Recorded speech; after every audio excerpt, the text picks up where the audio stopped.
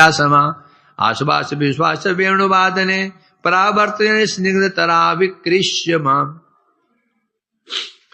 जब मैं खड़ा था भगवान के सामने, मैंने उसमें क्या देखा, मेरे सामने ही कुछ गोप वेश के बालक, कुछ गोप बालक, जिनका वेश गोप वेश था, अपने सामने उन्हें खड़ा हुआ देखा और वेणु वादक कहा, वेणु बजा रहे थे। मुझे देख करके मुझे आश्वासन दिया, मुझे विश्वास दिलाया। क्या विश्वास? अरे संकोच मत करो, हम तुम समान समान है, हम तुम भी गोप हम भी गोप, आ जाओ। खींच करके उनको अपने मंदिर में ले लिया और चलो वेणु बजाओ। वेणु के हाथ में थी, तो फिर उनके कहने में मैं वेणु बजाने लगा। एताम स वंशीम बहुधा निनादयन गोवर्धनाद्रि प्रभवा महाप्रियाम श्री माधवम तम समोतो सयस महावैद्य सिंधुम सगणम कृपा निधि। उनके ऐसे विश्वास और आश्वासन देने पर मेरा भी संकोच दूर हो गया। मैंने अपनी वेणु हाथ में थी, वेणु को धारण के अधरों पर बजाना शुरू कर दिया। कौन सी वेणु थी? गोवर्धन आद्रि प्रभवम, जो गोवर्धन में उत्पन्न बांस के वृक्ष के एक खंड से बनी हुई थी बंसी, जो उन्हें बहुत प्रिय थी। निनादियन बहुदाम, विभिन्न प्रकार के स्वरों में उसको बजाने लगे। उस समय उस बंसी ध्वनि को सुनकर के महावैदिक सिंधु सगणम कृपा निधि, महावैदिक सिंधु भगवान कौन से हैं? महा ऐश्वर्यवान, महा गुणवान, सब गुणों के आश्रय भगवान है। और भगवान भी क्या हो गए? ऐसे भगवान को समतोषयम आनंदित किया। भगवान बड़े आनंदित हो गए। कैसे आनंदित हुए? श्री माधव लक्ष्मी जी के साथ, लक्ष्मी जी भी और लक्ष्मी नारायण दोनों बड़े आनंदित हुए, उनको संतुष्ट किया।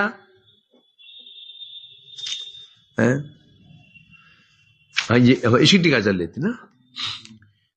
तो माधव कहने से लक्ष्मीपति भगवान हो गए, और श्री आगे लग जाता है। श्री लक्ष्मी सहित, श्री सहित श्री सह माधव समतोषयम, श्री के साथ माधव। लक्ष्मी सहित जो माधव थे, माधव जो लक्ष्मी सहित थे, उनको उनको आनंद दिया। और भगवान कहते कृपा निधि। अब कृपा निधि जो शब्द है उसका अर्थ क्या है? अपनी महानता का गौरव प्रत्याग करके माधव लक्ष्मीपति हैं, अतएव महाबल सिंधु होकर भी। अभी कृपा निधि का तात्पर्य क्या है? कृपा निधि क्यों बोला? कृपा निधि भगवान कौन है? महा ऐश्वर्यवान, महाविभूतिवान भगवान नारायण जी होने पर भी उन्होंने अपने गौरव को प्रत्याग कर दिया। इन्होंने, भगवान ने अपने गौरव का, मैं भगवान हूं, मैं ऐश्वर्यवान हूं, प्रत्याग कर दिया। और प्रत्याग करके क्या? उस बंसी ध्वनि को सुनकर के संतुष्ट हो गए। यह है कृपा निधि। बोले इन्हीं कृपा उमड़ी, जो उनका गंभीरता था, गांभीर्य। नारायण कैसे रहते हैं? गंभीर रहते हैं, गंभीर भाव में रहते हैं।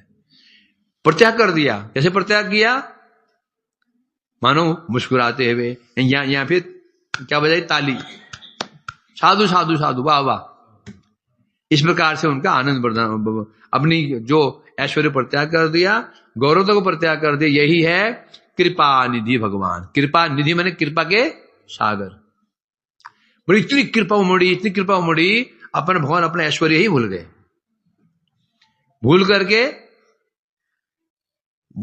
सामंजस्य नारायण है वो,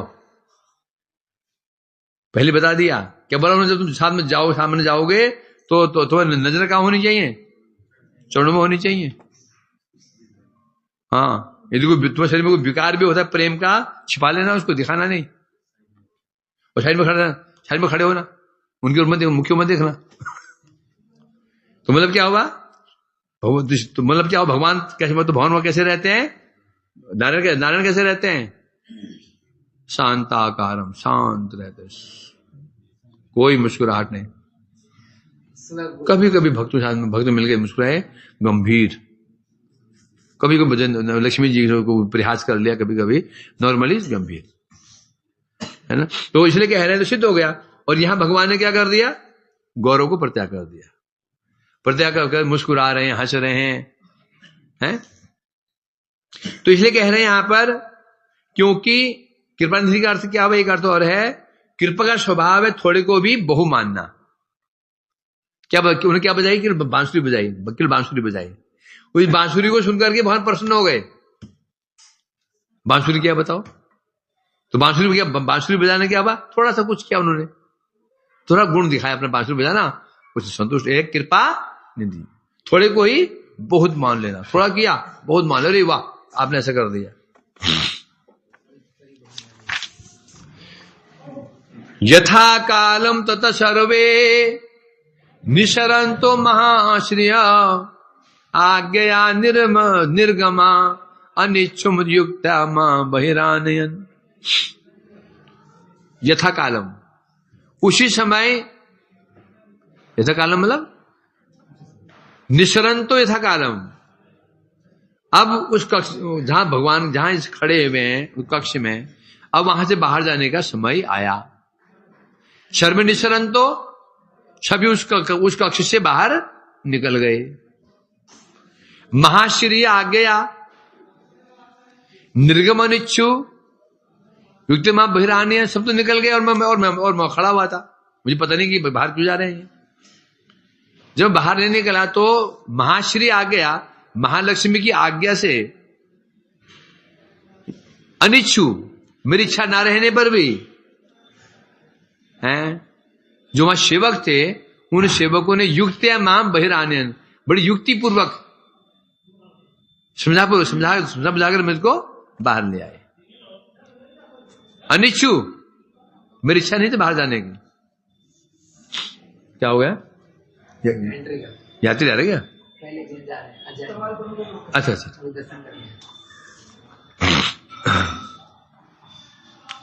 टीका में कह रहे हैं यथासमय क्या होता है, अब जब समय हुआ सभी लोग कक्ष से बाहर निकल आए, मेरे बाहर जाने की इच्छा नहीं थी। युक्तिया, युक्ति मतलब भाई जितने बाहर चल निकल बाहर, ऐसे बोलने तो मन खराब हो जाएगा। वैकुंठ है वहां, कोई जैसे बोल ही नहीं सकता, वो जय विजय ने गड़बड़ कर दी। जय विजय भी शांति से बोलते, कारण बताते, पहले ही कारण बताते तो ठीक था। उन्हें पहले रोक दिया, कहा जा रहे हो, रुको, डंडा लगा, डंडा आग लगा दिए, है कि नहीं। तो ये अंदर वाले हैं, तो इन्होंने बड़ी युक्ति से, बड़ी युक्तियां बहिरानयन, युक्ति बता करके उनको, क्या युक्ति, मानो लक्ष्मी की आज्ञा हुई है। क्यों हुई है, क्योंकि भगवान के भोजन का समय आ चुका था। बोलो भगवान भोजन भी करते हैं,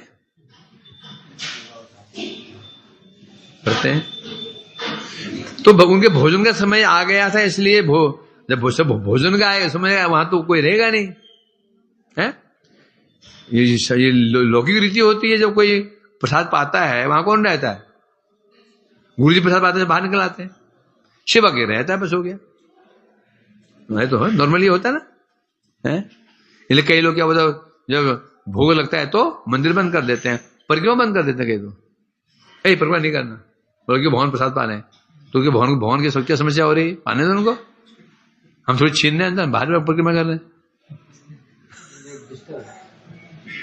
नहीं क्या मैंने एग्जाम्पल दिया, मैंने किसी ने मैं वीडियो बना के भेजा था शुक्रवार में, मैंने लिखा, उसमें कई पॉजिटिव आए थे, कई बोलते हैं, कई बोले, कई ने हम नहीं मानते इसको, कई उनका बहुत हाँ युक्ति अच्छी है। मैंने कहा पिताजी भोजन कर रहे हो, बच्चे आसपास खेल रहे हो, मटर गश्ती कर रहे हो, तो पिताजी को कष्ट होता है क्या, बाहर जाओ चलो खाने दो, ऐसे बोलता, बल्कि 2 रोटी और ज्यादा खाए आनंद के मारे। भगवान प्रसाद पा रहे हैं, भक्त बाहर परिक्रमा कर रहे हैं, भगवान डिस्टर्ब होंगे, ये कौन सी युक्ति है, ये युक्ति कौन सी है। भगवान खा रहे हैं, भक्त बाहर खड़े हुए हैं, तो फिर मैंने कहा तब तो हरिनाम नहीं करना चाहिए, नाम नाम अभिन्न। तुम वो भोजन पा रहे हैं, तुम हरे कृष्ण हो तो डिस्टर्ब हो जाएंगे। वो नामी क्या है? अभिनय ना, जो नाम वही नामी। जब भगवान प्रसाद पा रहे हैं, भोजन कर रहे हो, तुम हरे कृष्ण कर रहे हो, और डिस्टर्ब हो जाएंगे फिर तो नाम ही नहीं करना चाहिए उसमें। ना नाम करना चाहिए, भक्ति कोई नहीं करना चाहिए। कोई युक्ति नहीं, पता नहीं, देखा देखी सब ने शुरू कर दिया ये है। अरे है नहीं, वो हरि भक्ति विलास में श्लोक है, श्लोक ये है, अकाले दर्शनम विष्णु एकाकी परिक्रमा शब्द है। उसमें यह है कि अकाल में दर्शन और एक परिक्रमा, अकाल में दर्शन एक परिक्रमा अपराध है। एक परिक्रमा करना और अकाल में दर्शन करना, ये है वो। अब उन्होंने उसको जोड़ दिया। उन्होंने क्या जोड़ दिया? अकाल में दर्शन। वहां था अकाल में दर्शन एक परिक्रमा, उन्होंने क्या जोड़ दिया? अकाल में भोजन के समय क्या दर्शन और परिक्रमा निषेध। अकाल में क्या होता है? अकाल में दर्शन में क्या होता है? श्रृंगार उतरा हुआ हो, श्रृंगार उतरा हुआ है, भोजन शयन हो रहा है, उसमें दर्शन नहीं करना चाहिए। और एक परिक्रमा निषेध थी। अब उन्होंने क्या जोड़ दिया? अकाले दर्शन और प्रणामम। एक प्रणाम कभी नहीं करना चाहिए, एक परिक्रमा नहीं करनी चाहिए। उन्होंने क्या जोड़ दिया? वो दर्शन और परिक्रमा जोड़ दिया। अकाल मतलब प्रसाद के समय ही, परिक्रमा और दर्शन नहीं करना चाहिए, जोड़ दिया। पर क्या पढ़ते हैं? स्पष्ट मॉडर्न इसमें है। बस एक ने किया, देखा वो भीड़ शुरू हो गई। वो तो गौड़ी मठ में शुरू हो गया, और तो बात छोड़ दो। गौड़ी मठ में लोग कर रहे हैं। किशोर मोहन जी किशोर मना एक बार रोक रहे थे किसी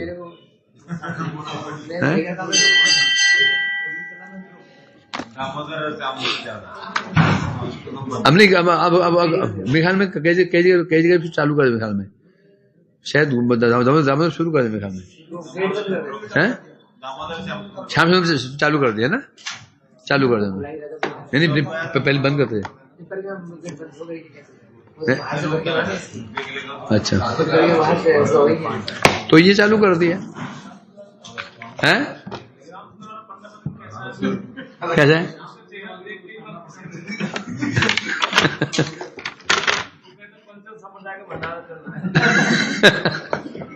जो तो क्यों मतलब क्यों तुम चिढ़ाने के लिए जब तुम्हें चल रहा है तो चिढ़ाने के लिए, तो देख ले घोड़ी बैठ है जान चिढ़ाने के लिए।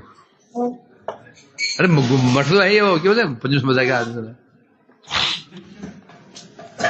हरे कृष्णा कृष्णा कृष्णा हरे हरे, हरे राम राम राम हरे हरे, हरे कृष्णा कृष्णा कृष्णा हरे हरे, हरे राम राम राम हरे।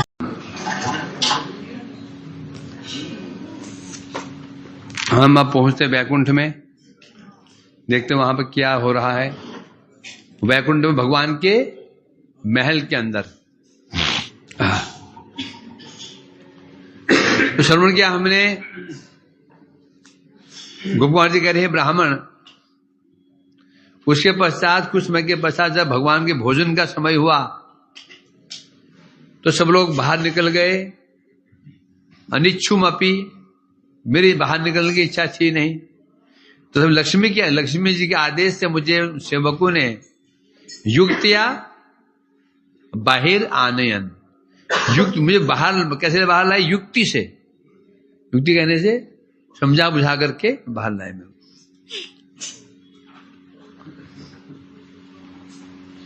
अब इसी टीका पढ़ेंगे। यथा समय समस्त पार्षद भगवान के कक्ष से बाहर निकल आए। यथा समय कहने से उपयुक्त समय होने पर है। और मेरी इच्छा तो बाहर आने की थी नहीं, तथापि लक्ष्मी जी के आदेश से वो पार्षद मुझे समझा बुझाकर बाहर ले आए। कारण क्या था? लक्ष्मी जी की आज्ञा। ऐसे आगे क्यों हुई? कि भगवान के भोजन का समय हो गया था, और भोजन काल में जब भोजन के समय के भगवान के पास केवल लक्ष्मी जी ही निवास करती हैं। भगवान भोजन करते हैं, वहां कोई नहीं रहेगा, केवल लक्ष्मी जी निवास करेंगी, रहेंगी बस, और कोई नहीं रहेगा। ये उनका अधिकार था। अथवा लौकिक रीति अनुसार प्रभु को स्वच्छंद सुख प्रदान करने के लिए, या फिर लौकिक रीति अनुसार भगवान नारायण को स्वच्छंद रूप से उनको आनंद प्रदान करने के लिए लक्ष्मी जी इच्छा अनुसार भगवान की सेवा करने के लिए रुक गई। सबके सामने रहते हुए इच्छा अनुसार सेवा नहीं हो सकती है, सब बाहर भेज दिया गया। यहां से स्थित हुआ, महाविभूति प्रकट कर वैकुंठवास के सुख भोग आदि में अपना अधिकार निर्दिष्ट है। तो जो वैकुंठ में वैकुंठवास निवास करने वाले हैं, वहां भी अपना अपना अधिकार है, किसी कोई सेवा, किसी कोई सेवा, किसी सेवा अधिकार। तत्र परस्येव महाविभूति उपस्थितास्ता परहित दूरे स्वयं सतिरात्मनि च प्रकाश गोपार्व रूपो न्यवसम पुरेव। अब वैकुंठ की एक विशेषता है। क्या विशेषता है? वहां समस्त विभूतियां विद्यमान रहती हैं। इसलिए वैकुंठ की जितनी विभूतियां थी, सिद्धियां थी, सब मेरे पास आकर के उपस्थित हो गई। आप हमें ग्रहण कीजिए। किंतु ता परहित दूरे, मैंने उन विभूतियों को दूर कर दिया। नहीं, आप जाओ यहां से, आप जाओ, मुझे आपकी आवश्यकता नहीं है, दूर जाओ। उनको दूर से परित्याग कर दिया। यहां तक कि स्वयं सत्य आत्मने जब प्रकाश्य, यहां तक कि जो विभूति मेरे अंदर विराजमान थी, जो मेरे अंदर जो विभूतियां विद्यमान थी, सिद्धियां विद्यमान थी, अप्रकाश्य, मैंने उनको भी प्रकाशित नहीं किया, उनको गोपन किया मैंने। गोपन करके गोपार्व रूपो नवसाम पुरेव, पुराइव पहले की भांति। कह रहे जैसे मैं पहले सब लोगों में गया, जाने पर भी मैंने अपने भाव को नहीं त्यागा, उसी प्रकार से मैं वहां कैसे निवास करने लग गया? गोपार्व, गो बालक के रूप में निवास करने लग गया। जैसे मैं जहां भी पहले गया हूं, मैं सर्वत्र मेरे भाव को परित्याग नहीं किया। गो बालक के रूप में मैं जहां भी गया वैसे रहा हूं मैं। यहां पर भी गो बालक की भांति में वैकुंठ नवसम वहां पर निवास करने लगा, क्योंकि विभूतियां मेरे शरीर में भी थी, विभूतियां मेरे शरीर में, मेरे अंदर भी विभूतियां थी, परंतु मैंने उनको भी गोपन कर दिया, उनको प्रकाशित नहीं किया। जो वहां विभूतियां थी, जो मेरे पास आई थी, मैं उनको भी मैंने परित्याग कर दिया। इस प्रकार से मैं वैकुंठ में रहने लगा। टीका में कह रहे हैं,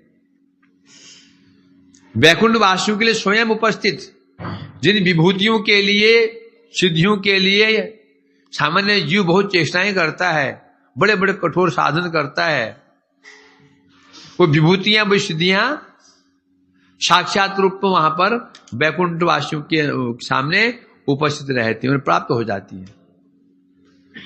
है ना। जितने वहां पर वैकुंठ वासी हैं, सबके पास विभूतियां हैं, सिद्धियां सबके पास में, और वो प्राप्त करने के लिए उन्हें कोई चेष्टा नहीं करनी पड़ती। स्वाभाविक रूप में उनको वहां, जो वहां वैकुंठ जाएगा, उसको विभूतियां मिलेंगी, प्राप्त हो जाएंगी।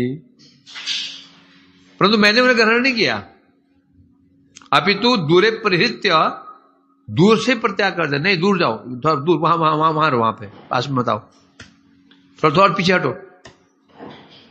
परित्याग कर दिया। और प्रत्याग करके पहले की भांति गोपार्व रूप, गो बालक के रूप में, गो बालक कहने से निष्किंचन रूप में, कैसे? अकिंचन गो बालक के भांति। वो कैसे थे? कुछ नहीं, बस एक बंसुरी हाथ में है, एक धोती है, एक दुपट्टा है, बस। कोई अलंकार नहीं है, कोई ऐश्वर्य नहीं है, कुछ नहीं उनके बस। इसे कहते अकिंचन रूप। बालक गो बालक के रूप में अकिंचन रूप में वहां निवास करने लगा। यहां तक कि जो क्या बता रहे हैं, जो वहां से विभूतियां प्राप्त हो रही थी, मैंने उनको दूर तो परित्याग किया ही। जो विभूतियां वहां मुझे मिल रही थी, मेरे पास आई थी विभूतियां, उनको मैं त्यागा ही। यहां तक कि अपने में स्थित जो मुझमें जो विभूतियां स्थित थी, बोले उनमें विभूतियां कहां से आ गई? साधन के बल से। जो साधन किया उन्होंने, साधन के बल जो विभूतियां उनके अंदर विराजमान है, वो जो मेरे अंदर विभूतियां मेरे अंदर विराजमान थी, मैं उनको भी क्या करते, प्रकटित नहीं किया। इस प्रकार से अर्थात वैकुंठ प्राप्त करने से स्वभावत ही जो विभूतियां जो विद्यमान हुई थी, दो बातें हैं। जैसे वैकुंठ पहुंचेगा, सिद्धि प्राप्त करेगा, विभूतियां उसके अंदर आ जाएंगी, और फिर कुछ विभूतियां प्रत्यक्ष रूप में उनकी सेवा करने के लिए आ जाती है। क्या बताया? कुछ विभूतियां जैसे वैकुंठ प्राप्त करता है, साधन के बल से सिद्धि प्राप्त करता है, वो विभूतियां उसी शरीर में ही आ जाती हैं। और फिर कुछ विभूतियां वहां जाने के पश्चात, जो विभूति साक्षात जो अंदर उसके अंदर विराजमान है, विभूतियां किस रूप में? वो है अमूर्त रूप में। जो विभूति उनके अंदर विराजमान है वो है अमूर्त, मूर्त रूप नहीं है उनका। परंतु उस वैकुंठ में मूर्त जो विभूतियां वो भी किस रूप में विराजमान है? साक्षात मूर्ति रूप में। वो सब विभूतियां आ गई, बताए हम अभी क्या सेवा करें? परंतु कह रहे मैं दोनों पर त्याग कर दिया। इस प्रकार से अकिंचन के समान, अकिंचन एक गो बालक के समान। कौन बालक? गोप बालक। और गोप जो होते हैं बहुत बड़े ऐश्वर्यवान नहीं होते हैं, होते हैं क्या? ग्वाले होते हैं उसी रूप में। क्या वेश है उनका? एक धोती, एक दुपट्टा, बस बांसुरी हाथ में। मैं वहां निवास करने लगा। सच्चिदानंद रूपास्ता सर्वास्तत् विभूतय। ओ वृंदावन, वृंदावन ये तो कौन वो कर रहे थे? तो और कौन है? अरे क्या अंदर कौन ये गुडू गुडू कर रहा है? क्या बोल रहे? तू चुप हो, वो भी चुप हो जाएंगे। तू चुप हो जाना, उधर मत देना।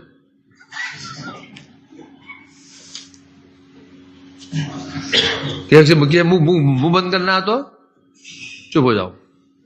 कब तो बोलेगा आदमी? गाली बकता है, पकड़ दो उसको 5-7 मिनट, उत्तर मत दो, क्रोध मत दिखाओ, स्वयं ही हो जाएगा, ठंडा हो जाएगा। आग में घी डालते रहते हैं, बोलते रहते हैं, परिणाम क्या होता है? भयानक। ऐसे होता नहीं होता? शांत, कुछ नहीं, शांत हो जाते हैं। परंतु वो अभ्यास में नहीं ना शांत रहना, बोलना ही बोलना है। तो ये स्थिति है। आदमी का सोचता है मैं चुप हो जाऊंगा तो मेरा अपान हो जाएगा। क्या क्या भूल धारणा है? कैसी भूल धारणा हमारी है? कोई हमसे झगड़ा करता है, हम सोचते हैं ये चुप हो गया ना, मेरी पराजय हो जाएगी, सब लोग मेरा उपहास करेंगे, तो बोलना पड़ेगा मेरे को। वही नहीं समझ रहा कि मैं ना बोलूं, चुपचाप रहूं, तो लोग प्रश्न किसी करेंगे, उसकी प्रश्न करेंगे। देखो चुप किसके शांत बैठा हुआ है, सहन कर। हम उल्टा सोचते हैं, हमारा अपमान कर दिया, अपमान हो गया, हमारा अपमान हो गया, है ना? उल्टी हम ना उल्टी नदी बहाते हैं, उल्टी नदी ऊपर को बहाते हैं, जो बहती है नहीं। नदी क्या है? निम्नगा। क्या है? निम्नगा। हमेशा सहन करने वाले के समान होता है। उत्तर देने वाले क्या नहीं। खैर जो भी हो, क्या बोला मैं, हाँ, तो जो यहां के कहते हैं श्लोक था ना, हाँ, तो वो बता रहे हैं समस्त विभूतियों के वैकुंठ वासियों समय प्रकाशित होने पर भी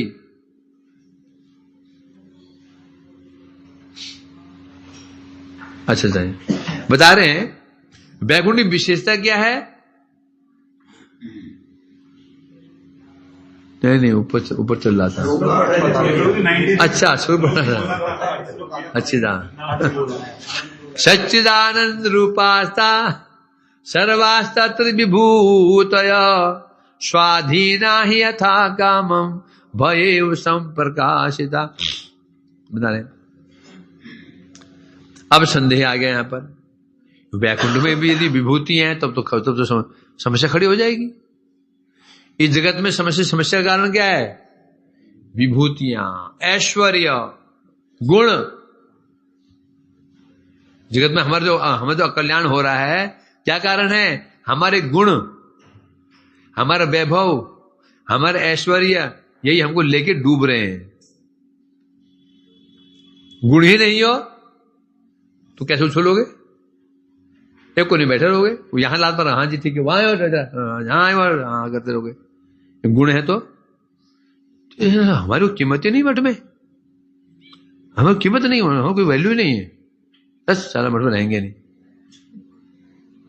होता है ऐसा। तो बता रहे हैं अब जहां पर विभूतियां हो, विभूति भक्ति के विरुद्ध है, बाधक है। तो यहां कह रहे हैं उस वैकुंठ की जो विभूतियां थी कैसी थी, सच्चिदानंद रूपास्ता आशीर्वाद विभूतया, और जितनी विभूतियां थी, जितनी सिद्धियां थी, सब क्या थी, सच्चिदानंद स्वरूप थी, सच्चिदानंद स्वरूप थी। और क्या थी, स्वाधीना ही यथा कामम, जितनी विभूतियां थी स्वाधीन, स्व माने वैकुंठवासी, उनके अधीन थी। क्या थी, समस्त विभूतियां वैकुंठवासियों के अधीन है। यथा काम भयेव संप्रकाशिता, उन वैकुंठवासियों की इच्छा अनुसार ही विभूतियां प्रकाशित होती हैं। क्या पल्ले पड़ा, हमारा ज्ञान, हमारे गुण, हमारा जो महिमा यदि हम पर हावी हो गई तो गए काम से। ये हमारे सिर पर ना चढ़े, हमारे जो योग्यता है, हमारे गुण है, हमें सिर पर ना चढ़े। कभी सिर पर चढ़ गए ना तो ऐसे नचाएंगे फिर। तो क्या होना चाहिए, हमारे गुण, हमारी योग्यता हमारे अधीन होनी चाहिए। क्या होना चाहिए, अधीन। जब तक हमारी योग्यता, हमारे गुण हमारे अधीन है तो ठीक है। जिस दिन हम इनके अधीन हो गए, जिस दिन इनके अधीन हो गए तो समझो उसी दिन से उल्टी गिनती शुरू। ज्ञान तुम्हारे अंदर है, गुण तुम्हारे अंदर है, तुम उसको मतलब तुमको अहंकार नहीं आना चाहिए। विभूति का फल क्या है, अहंकार लाना। गुण का फल क्या है, अहंकार लाना। गुण आ गए, क्या फल है इसका, अब अहंकार आएगा। अच्छे कीर्तनी हो गए, अच्छे पाठक हो गए, अर्चक हो गए, अच्छे श्रृंगार करने वाले हो गए, अब गुण आ गया, उसका फल क्या है, अहंकार आना। यदि हम उसके अधीन हो गए तो दब गए। यदि हम उसको अपने अधीन कर लें, जगत में कुछ भी हानिकारक नहीं है, क्योंकि जगत भगवान ने बनाया है। जन्मादस्य यतो, जिससे जगत की सृष्टि हुई है, तो जितनी जगत में जो कुछ सृष्टि है भगवान से हुई है, इसे कोई भी वस्तु क्या हानिकारक नहीं हो सकती, क्योंकि भगवान जो है क्रिएटर, कैसे क्रिएटर, परफेक्ट है, परफेक्ट। यदि कोई कारीगर परफेक्ट है, उसकी तरफ बनाया गया आइटम कभी गलत नहीं हो सकता। टेलर यदि परफेक्ट है तो वो जो कुछ भी कमी इसलिए कहीं से भी कोई कमी नहीं रह सकती। यदि कोई कमी रह रही है तो सोचो टेलर पक्का क्या है, अभिज्ञ नहीं है। तो जगत की सृष्टि किसने की है, भगवान ने की है। तो भगवान की सृष्टि के तो कोई भी गलत कोई भी गलत वस्तु हो ही नहीं सकती। यथा योग्य हर वस्तु अपने हर वस्तु का एक महत्व है। यथा योग्य अपनी जगह विष का महत्व है। बोला विष अधिक महत्वपूर्ण है कि दूध अधिक महत्वपूर्ण है? अधिक महत्वपूर्ण कौन है? आनंद मोहन, विष अधिक महत्वपूर्ण है कि दूध अधिक महत्वपूर्ण है?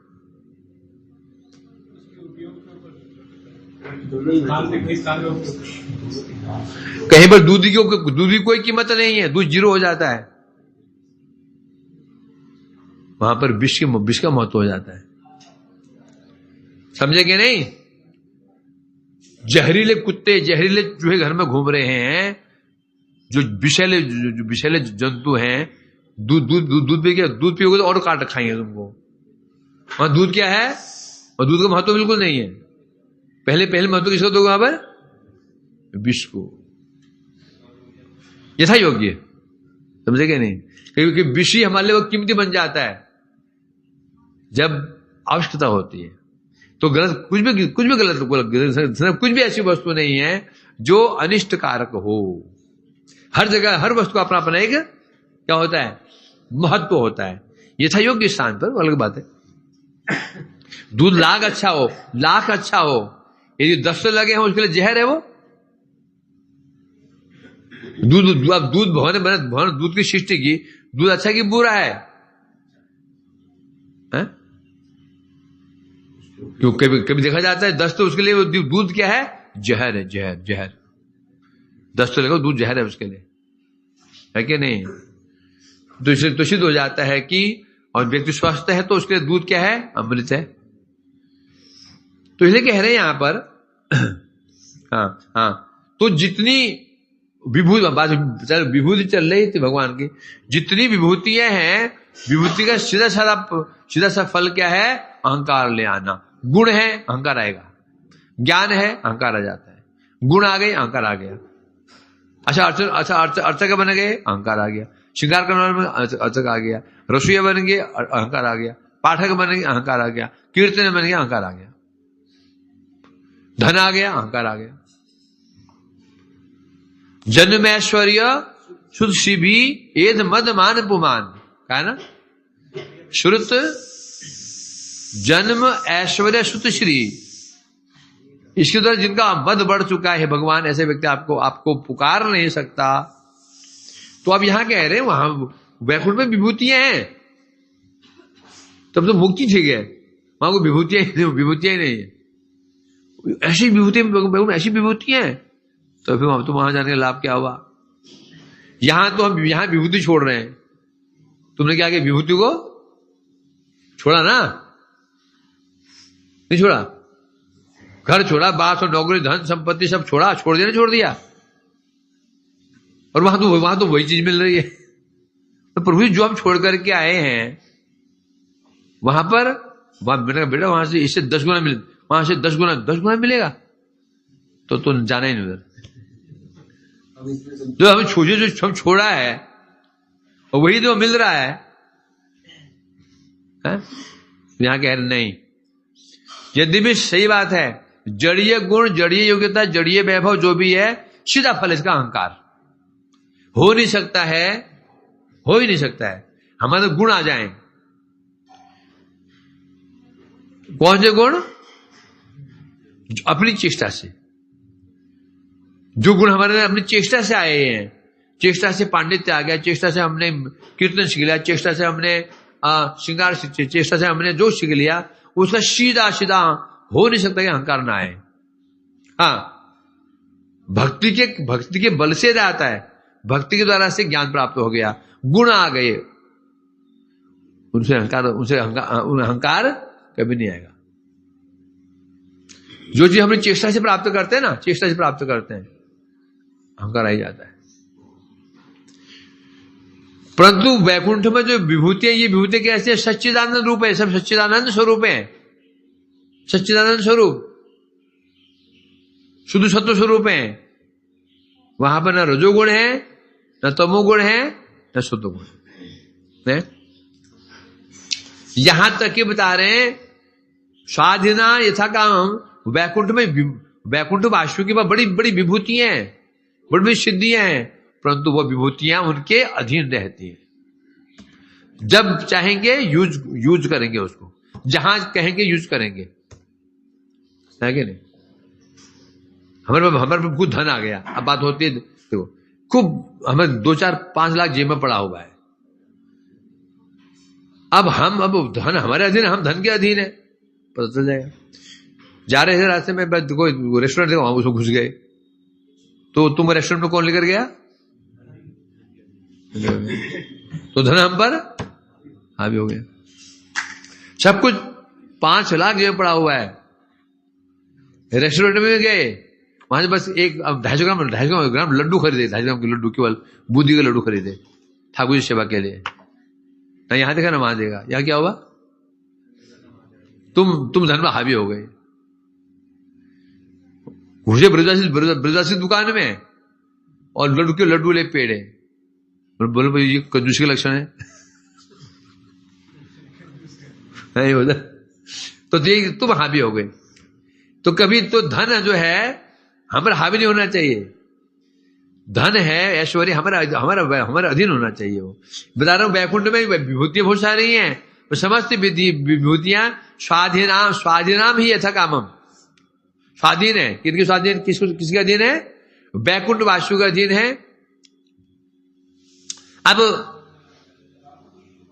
अब यदि विभूतियां उनके अधीन है, इसका लक्षण क्या है? कोई व्यक्ति मेरे अधीन है, मैं कहूं ये बच्चा मेरे अधीन है, इसका हम कैसे समझेंगे? कोई कैसे समझेगा? मैंने कहा भाई आनंद मेरा अधीन है। अब वो कैसे समझेगा कि आनंद मेरा अधीन है?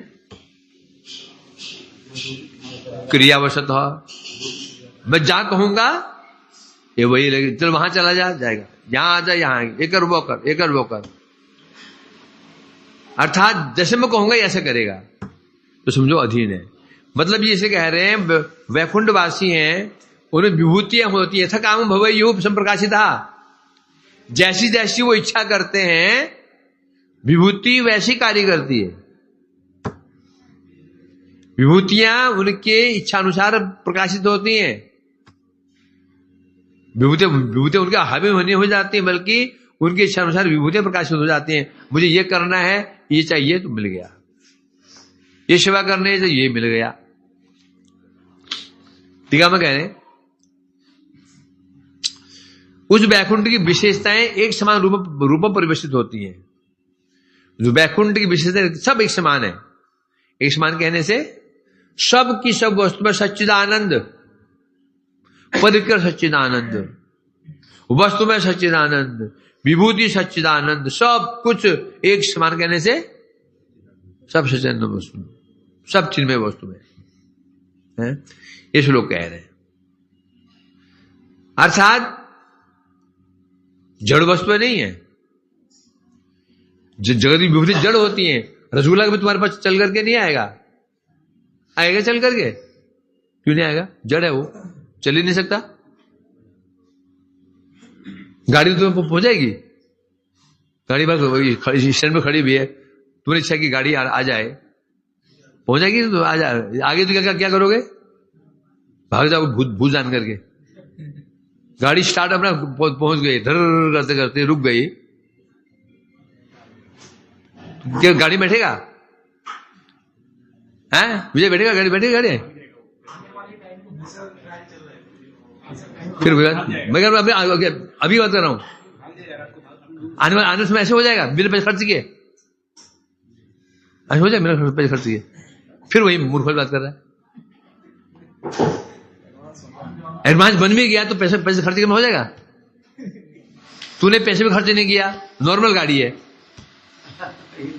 गाड़ी आ गई, आ गई, तू बैठ जाएगा उसके ऊपर?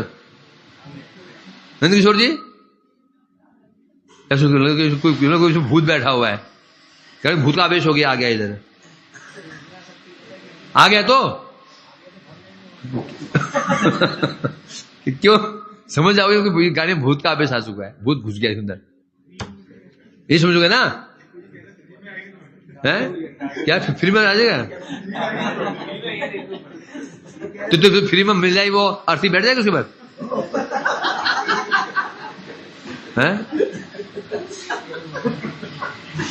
एक व्यक्ति गया जहां ना ये क्रिया संस्कार सामान मिलता है, क्रिया संस्कार का सामान मिलता है। बोला ये इसका दाम कितना? बोला देखो अभी यहां में लगी हुई है सेल, एक बार एक फ्री, एक अर्थी पे एक अर्थी फ्री, दो ले जाओ। समझा? आर्थिक सामान खरीदने के लिए बोला अभी ये ऑफर चला हुआ है, एक आर्थिक सामान लोगे तो एक फ्री मिल जाएगा। ये ले लेगा ना? मैं तो 4 ले लूंगा। मिलेगा है विजय, एक में 4 फ्री, मैं 4 दे दो। बोला फ्री में ले लूंगा यार।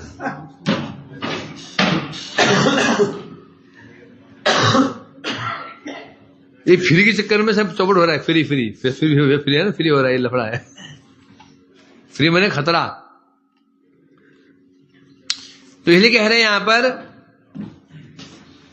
हर विषय में ऐसा ही है। परमार्थ को भी हम फ्री में प्राप्त करना चाहेंगे तो वो भी हानि पहुंचा देगा। शास्त्र भी फ्री मैंने क्या अपना पढ़ लेंगे, फ्री पढ़ लेंगे। किसी अनुगत्य क्यों पढ़ेंगे?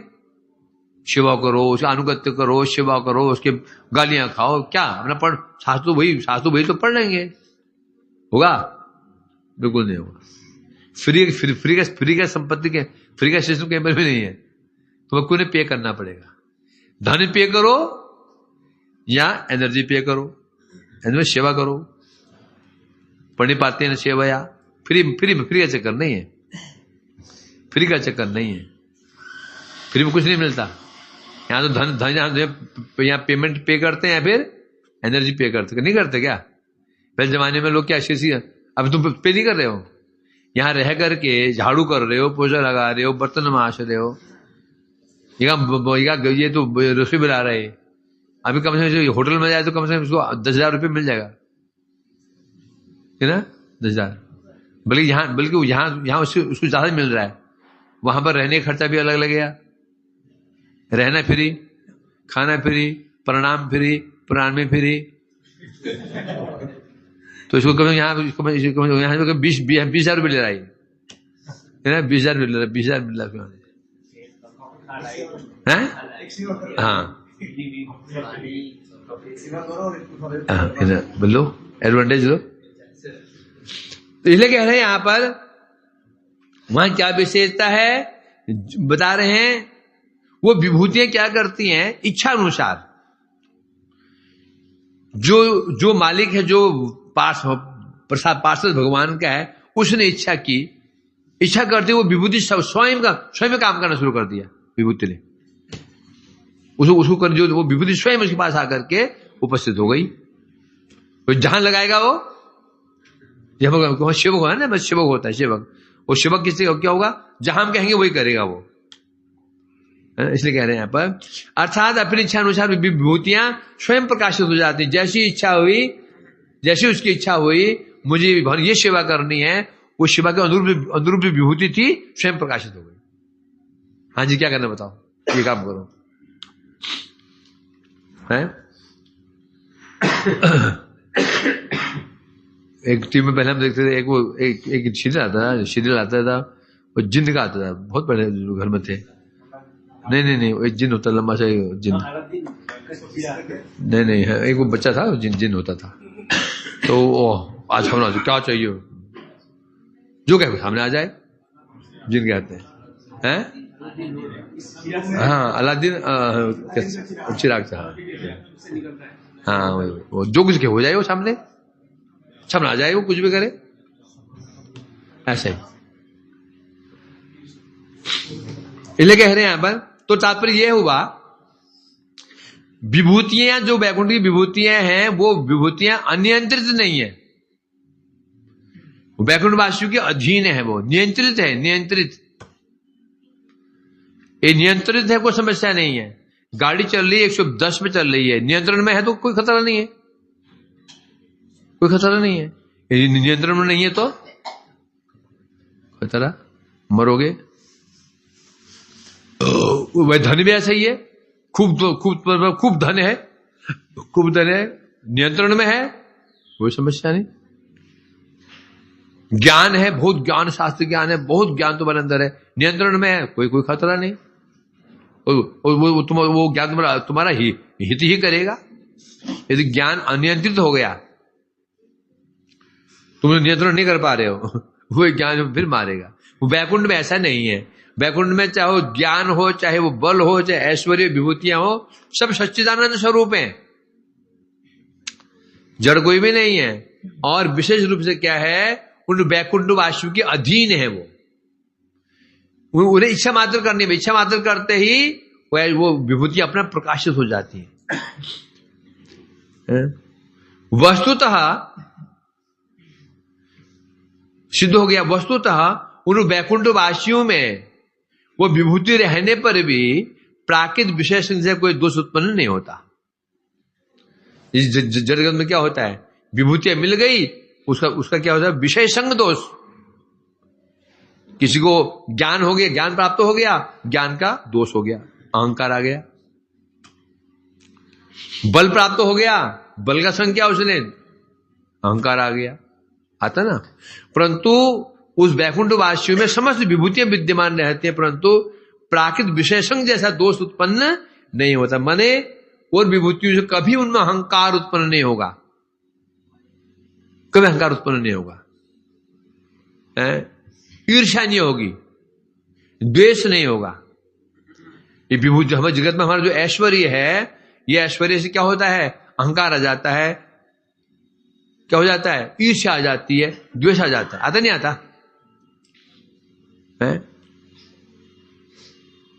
एक भिखारी को कभी ईर्ष्या नहीं होगी, और कभी ईर्ष्या अरबपति से नहीं हो सकती, होगी।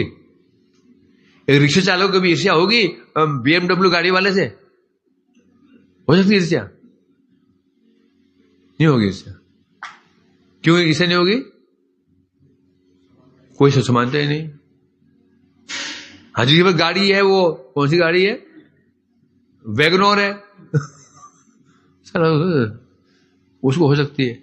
गाड़ी में बैठने में थोड़ा अनकंफर्टेबल हो रहा है, वो गाड़ी अच्छी है, लंबी चौड़ी है, होता है ना, होता, ऐसे होता ही नहीं होता। परंतु इसलिए कहते हैं विषय संग दोष। जब मतलब क्या होता है, या तो ईर्ष्या होगी, द्वेष होगा, अहंकार आएगा। अहंकार, द्वेष, ईर्ष्या सब एक ही चीजें हैं, एक ही वस्तु का परिणाम है। अहंकार में क्या हो गया, अहंकार में अहंकार, मैं बलवान हूं, मैं धनवान हूं, मैं रूपवान हूं, मैं ऐश्वर्यवान हूं, मैं ज्ञानवान हूं, अहंकार। इसका परिणाम होता है फिर इसका एक परिणाम है ईर्ष्या, इसका परिणाम है द्वेष, इसका परिणाम है अभिनिवेश। अविद्या, अस्मिता, राग, द्वेष, अभिनिवेश। मूल में क्या है, अहंकार, अस्मिता। जहां यह आया अविद्या से अस्मिता, अस्मिता मतलब मैं, अहंकार। अगर अहं मतलब मैं ये हूं, मैं वो हूं, तो अहंकार कहते हैं इसको। और जहां अहं भाव आ गया, वहीं पर क्या आ जाएगा, ईर्ष्या, द्वेष। समझा? एक मुसलमान है, अहंकार है, मुसलमान हूं, उसकी छोटी सी दुकान है जिसमें वो मीट बेचता है। क्या? मीट बेचता है। बगल में एक दुकान और है, किसकी? मुसलमान की। वो भैंसे बेच रहा है, गायें बेच रहा है, उल्टी लटकी हुई है, वहां भीड़ लगी हुई है। अब उसको ईर्ष्या होगी नहीं होगी? दुर्भाग्य, सौभाग्यवशतः वो वैष्णव बन गया। वो वैष्णव जो मुसलमान छोटे वाला वैष्णव बन गया है ना। अब उसने काम छोड़ दिया, अब रिक्शा चला रहा है, या कोई और काम कर रहा है। कि अब उसको दुकान देखी, उसको ईर्ष्या होगी? क्यों नहीं होगी? बड़ी घृणा, छी कैसे गंदा आदमी है, क्या करता है, छी। उसे बात करना पसंद नहीं करेगा वो। करेगा क्या? क्यों नहीं करेगा? क्यों? मैं मुझे अब क्या अहंकार है उसका? सारा खेल अहंकार का है। जिस दिन मुझे लगे मैं भागवत वक्ता हूं, क्या वक्ता हूं, अब क्यों अन्य वक्ताओं से क्या मेरे अंदर क्या आ जाएगा? उसके प्रति ईर्ष्या द्वेष शुरू हो गया। अब मेरे को औकाते नहीं भागवत वक्ता, भोगा बहुत तो बोल नहीं पाता हूं, ईर्ष्या होगी भागवत वक्ता करके? हैं? एक कीर्तनिया का द्वेष, जो में कीर्तनिया अहंकार है, अनेक कीर्तन से उसको द्वेष हो जाता है। जो कीर्तन नहीं जानता, क्या कभी उसको द्वेष होगा? ईर्ष्या हो जाएगी एक कीर्तनिया से? संभव हो सकता है। जो रसोई का रॉ नहीं जानता, क्या रसोई अच्छे रसोई से उसको ईर्ष्या हो जाएगी? वो अब तो भाई वो अपना रास्ते जानते हो कितने बड़े रसोई बनाता हो, बनाता होगा, हमें क्या? जानते हो कितने बड़े पाठ करता हो, हमें क्या? ये होता नहीं होता है। मतलब क्या? अहंकार। यदि अहंकार है मैं वक्ता हूं, तो अवश्य भावी अन्य वक्ताओं से मेरे ईर्ष्या द्वेष शुरू हो जाएगा। मैं रसोईया अच्छा रसोईया हूं, अहंकार आ गया ना, अन्य रसोइयों से ईर्ष्या द्वेष शुरू हो जाएगा। मैं कीर्तनिया हूं, मैं कीर्तनिया हूं, यह आ गया ना, फिर अन्य कीर्तनों से द्वेष। मैं प्रचारक हूं, जहां अहंग आया, ये अहंग ही है। पीछे क्या था ना, ग्रंथि, पीछे क्या ना कहीं ग्रंथि, ये ग्रंथि है जी, हृदय को जिन्हें जकड़ रखा है। अहंग खुल गया। ये अहंग जो गांठ है, यदि खुल गया, बस समस्या ही खत्म, कॉम्पिटिशन खत्म, अपराध खत्म, द्वेष खत्म, ईर्ष्या खत्म। अहंग यदि मर गया, तो अहंग नष्ट हो जाए तो सब मामला खत्म। सारे जड़ ही है क्या? अहंकार, अहंकार। और अहंकार का आधार ही अहंकार पर ही आधारित है। क्या है? ममता, अहंगता, ममता, अहंगता और ममता। एक काम करो ना, कल से परमानेंट द्वार बंद करो, तो मैं दिखाऊंगा।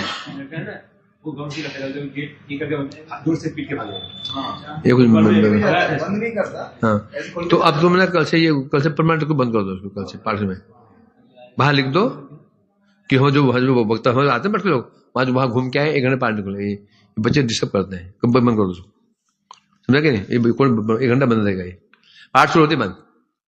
यहां से जो आए बोले नहीं, वापस जाओ। बोले कुत्ते को घी हजम नहीं होता, तो घूम गए तो पता चलेगा फिर, इसलिए यहां चाहते हैं लोग। हाँ, ये मतलब कि भलाई के योग्य है नहीं। हाँ, तो क्या चल रही है? हाँ, इसलिए ये बता रहे हैं, क्योंकि वैकुंठी में विभूतियां वैकुंठवासी को अधीन रहती हैं, इसलिए उनमें ये विभूतियों का जो दोष है, वो दोष नहीं आ पाता। मतलब विभूतियों का दोष जो अहंकार इत्यादि उनमें नहीं आ पाता। कारण क्या है? क्योंकि वो जितनी विभूतियां हैं, वो सब सच्चिदानंद स्वरूप हैं। क्या है? सच्चिदानंद स्वरूप है, जड़ नहीं है। अब जो वस्तु जिसे उत्पन्न होती है, वस्तु वैसी होगी। जगत की विभूतियां किससे उत्पन्न हो रही है? माया से, तो माया का प्रभाव रहेगा। और ये चिन्ह विभूतियां कैसे उत्पन्न हो रही है?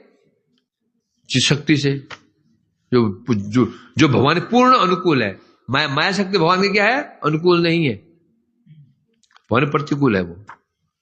और चित शक्ति का भगवान के अनुकूल है। जब भगवान के अनुकूल है चित शक्ति, तो जो कुछ भी निकले क्या होगा? वो अनुकूल होगा। अर्थात कभी भी अनिष्ट नहीं करेगी वो चीजें।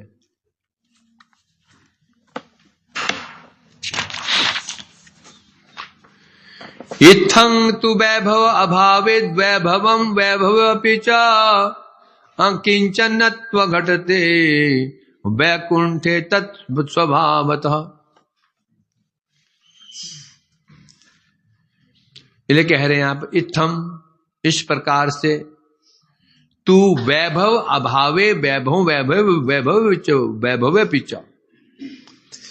वहां पर वैभव अभावे वैभवों वैभव पे, उस वैकुंठ में वैभव अभावे, वैभव के अभाव मतलब अप्रकट रहने पर भी, वैभव प्रकाशित नहीं होता उनमें, मतलब कि जब इच्छा करेंगे वैभव प्रकाशित हो जाएगा। यानी कि वो हमेशा जो वैकुंठ वासी हैं वो वैभव से नहीं रहते, नॉर्मल रहते हैं, है ना? जब इच्छा करते हैं वो प्रकाशित हो जाता है।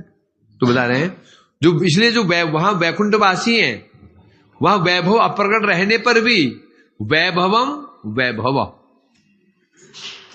वैकुंठ में वैभव अप्रकट रहने पर भी वैभव विद्यमान रहता है, हैं? फिर क्या होता है? अब वैभव विद्यमान रहने पर भी अकिंचन क्या होता? अकिंचन घटते। यही है विरोधाभास। क्या बता रहे हैं यहां पर? वैभव रहने पर भी अकिंचनत्व विद्यमान रहता है। ऐसे हो गया कि क्या आग भी है और जल भी। असंभव है ना ये जगत में। इस जगत में कैसे हो सकता है कि हाँ किसी के पास धन भी है, ऐश्वर्य भी है और वो अकिंचन भी है? धन ऐश्वर्य और अकिंचन भी कैसे हो सकता है? वो वैकुंठ में क्या बता रहे हैं? वैकुंठ में वैभव के अप्रकट रहने पर भी वैभव विद्यमान रहता है और रहते हुए भी वहां अकिंचनत्व रहता है। जो वहां वैकुंठवासी है अकिंचन मतलब दीनहीन रहते हैं। धन पैसा आ जाए, ज्ञान आ जाए, व्यक्ति अकिंचन रहता है कि हाथ जोड़ेगा? अभी तुम लोग दीनहीन हो, प्रणाम कर लेते हो जिस किसी को, मुझे प्रणाम करते हो ना, आज तुम्हें संन्यास मिल जाए, गारंटी देता हूं, गारंटी देता हूं। 2-4 दिन प्रणाम करो, धीरे धीरे हाथ जोड़ोगे, दंडो 100% है। लिख लो, होता है। मैं कभी देख लिया जो नए बच्चे जो मेरे सामने हैं, तो मुझसे ही जो सीखे पड़े हैं, अब संन्यास ले लेना। अब पहले देखा, पहले कुछ दिन प्रणाम किया उन्होंने, अब देखते हो आप प्रणाम नहीं करता, हाथ जोड़ लेते हैं दोनों, हाथ दंडा हाथ दोनों प्रणाम बस। क्यों? अब क्या आ गया? मैं सन्यासी हूं। अब तुम फिर निजी बैठे हो, तुम जिस वक्ता बन गए, फिर प्रणाम करोगे क्या? फिर करोगे, प्रणाम करोगे, बचोगे? प्रभु जी वहां जा रहे हैं, यहां निकल जाओ, इस गली ऊपर से यहां चले जाओ। होने वाला है, होता है ऐसा। ये दोष तुम्हारा नहीं है, दोष किसका है? ये दोष किसका है? ये दोष है पद का, दोष क्या है? वैभव का, दोष है विभूतियों का। कोई किसी को रोक नहीं पाएगा, होगा ही होगा। होता है ये, होता है, मैं देख लिया, होता है ये, अवश्य से होता है। नहीं होता है, हो संभव ही नहीं, संभव ही नहीं है। परंतु वहां पर क्या है? सब विभूतियां विद्यमान है,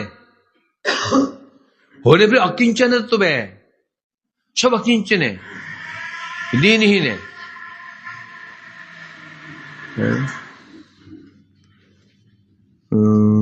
अभ्यासेन, हाँ क्या शुरू चल रहा था ये? अच्छा, हाँ क्या हो गया? क्या देख लिया? आवाज हो रहा था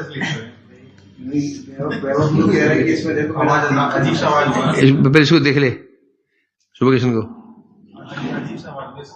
कैसे हो देख लेना, पहले देख के याद आ जाएगा। ठीक है? कितने में कोई दूसरा जाएगा यहाँ से।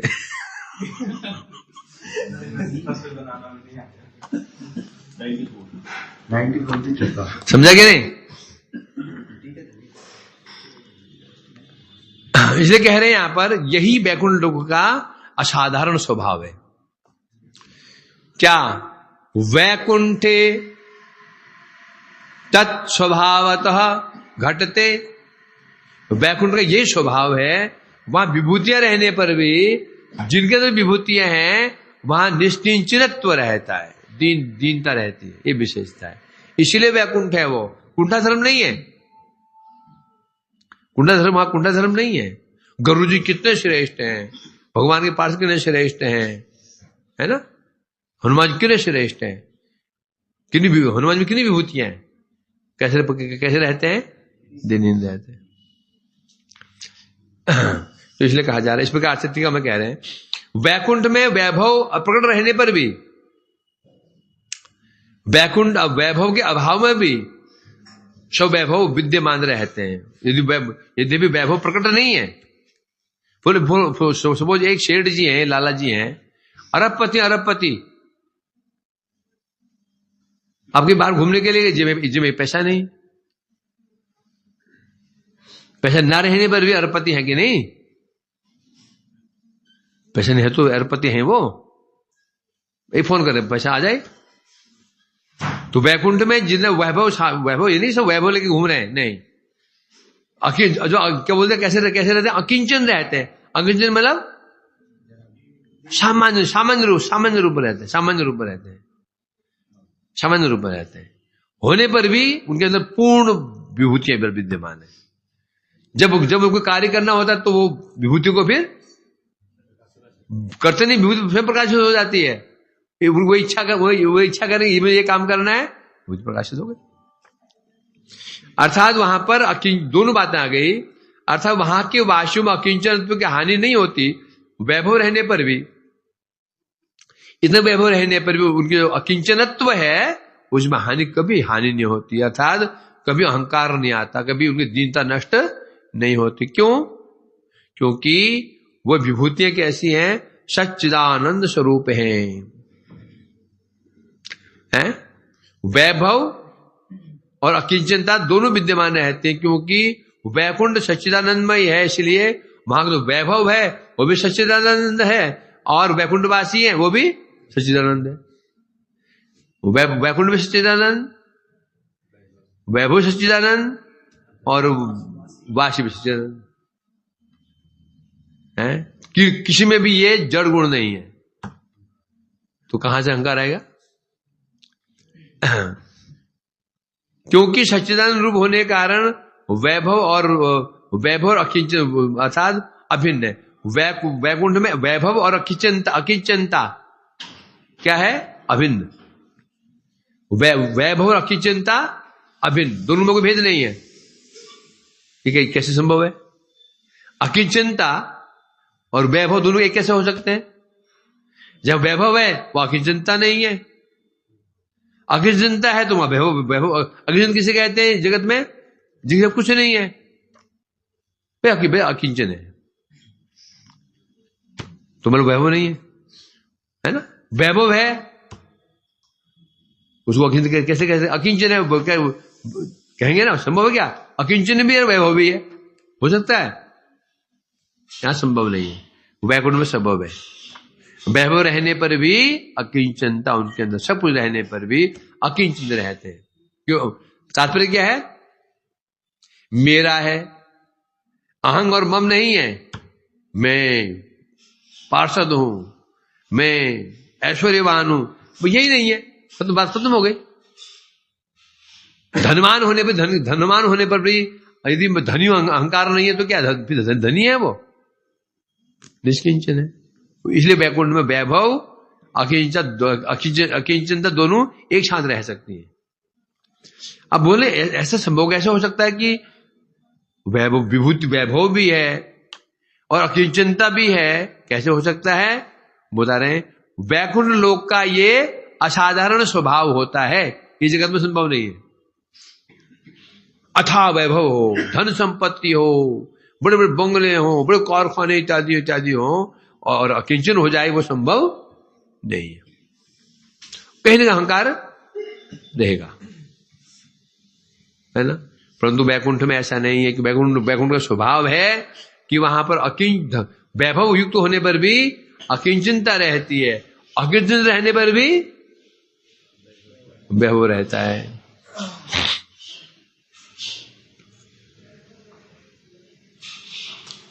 इस प्रकार यदि वैकुंठ के समस्त वैभव और परिकर वस्तुतः वहां के जो वैभव है, वहां के परिकर सब क्या है? सच्चिदानंद रूप है।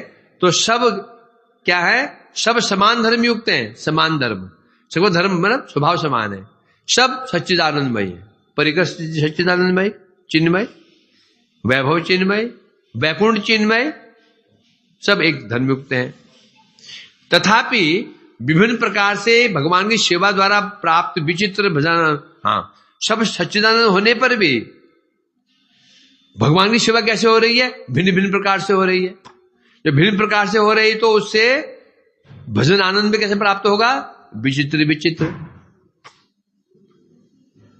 कोई रसोईया रसोई बना रहा है तो वहां पर कौन सी वैभव प्रकट होगा?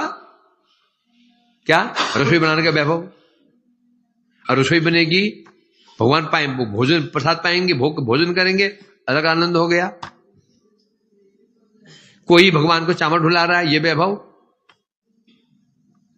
है ना, ये वो रसोई वाले चिन्मय है, ये पंखा भी चिन्मय है। अब जो पंखा झुला रहा है वो, उसको सेवा में सेवा करके जो आनंद प्राप्त हो रहा है वो विचित्र है। लक्ष्मी साक्षात रूप में भगवान की चरण दबा रही है, ये भी सच्चिदानंद स्वरूप है, ये सेवा भी, परंतु लक्ष्मी को विशेष आनंद प्राप्त हो रहा है। तो सब चिन्मय होने पर भी, परंतु क्योंकि भगवान सेवा भिन्न भिन्न प्रकार से हो रही है, यदि सभी लोग टांगे दबाए, पैर ही दबाए भगवान का, सबको आनंद कैसे प्राप्त होगा? समान होगा। कोई चरण दबा रहा है, कोई उन्हें शीश दबा रहा है, कोई उनके भोजन करा रहा है, कोई उनको पंखा ढुला रहा है, तो जय सेवा कर रहा है, भजन का सुख भी वैसे मिलेगा। होने पर भी द्वेष नहीं है, हैं? अरे मैं लक्ष्मी चरण दबाती है और मैं दूर में खड़ा रहता हूं, तो ये ठीक नहीं, मैं चरण दबाऊंगा। द्वेष नहीं होता, द्वेष नहीं हो रहा, कारण सच्चिदानंद रूप है। किसी में अहंकार ईर्ष्या द्वेष नहीं देगा, क्योंकि सबका उद्देश्य क्या है? भगवान की संतुष्टि। वो भगवान की सेवा कर रहा है, वो भगवान की सेवा कर रहा है, वो सेवा कर रहा है, वो सेवा कर रहा है, बस खत्म। इसलिए वहां पर अपना यदि यहां पर जड़ीय गुण घुस गए कि मुझे सुख प्राप्त हो, फिर समस्या आ जाएगी। सेवा करने का लोग तो किसी को जाए कि मैं भी भगवान के चरण में सेवा करूं, जैसे हनुमान जी चाहते हैं। क्या चाहते हैं? भगवान की सेवा करने का लोग हो जाए। तो क्या लोग होने, क्या होने दो, सेवा प्राप्त नहीं होगी। क्या पे सेवा प्राप्त नहीं होगी, शिवा बटी होंगी उधर।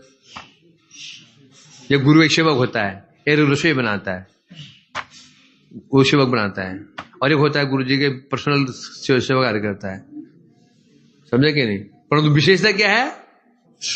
समान क्यों है? सुख उसको वो परिपूर्ण सुख प्राप्त हो रहा है। ईर्ष्या तब हो जाएगी यदि उसको सुख कम प्राप्त हो रहा हो। और जगत में क्या है? रसोई बनाते रह गया, वो जो उनकी पर्सनल सेवा कर रहा है उसको, चल मेरे को तो 10 रुपए दे के गुरु जी का मसाला ले आना, बस हो गया। वो उसको जब भी 1000 रुपए मिलता है, कोई भी 1000 रुपए 2000 रुपए दे रहा है, क्या हो जाएगा भाई? क्या हो जाएगा? ईर्ष्या दोष हो जाएगा, समझे कि नहीं? वैकुंठ वैसा नहीं है, जो चरण दबा रहा है उसको भी परिपूर्ण सुख प्राप्त हो रहा है, जो रसोईया वो परिपूर्ण सुख प्राप्त हो रहा है, फिर ईर्ष्या क्यों हो जाएगी? इसका कारण क्या होता है? कामना। जब कामना पूर्ति हो रही है तो फिर द्वेष क्यों होगा? जो रसोईया है उसको भी 1000 रुपये, जो आने वाले 1000 रुपये उसको 1000 रुपये दे रहे हैं, और चरण दबा रहा है वो 1000 रुपये दे रहे हैं, इससे होगी? फिर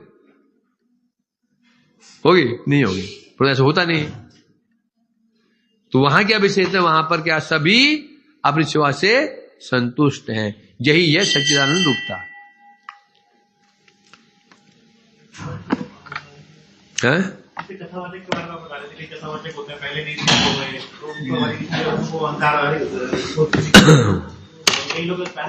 तेरे को ईर्ष्या होगी कथावाचकों से? नहीं होगी। क्यों नहीं होगी? तू है नहीं, कथावाचक है ही नहीं। तुरंत ईर्ष्या हो जाए कि तो ईर्ष्या हो जाएगी। उससे वो क्या नाम बिल्कुल बैठा है, हर्ष से। क्यों? वो इंजीनियर, तुम इंजीनियर है, तुम इंजीनियर हो, इंजीनियर। ईर्ष्या हमें समान हो जाए।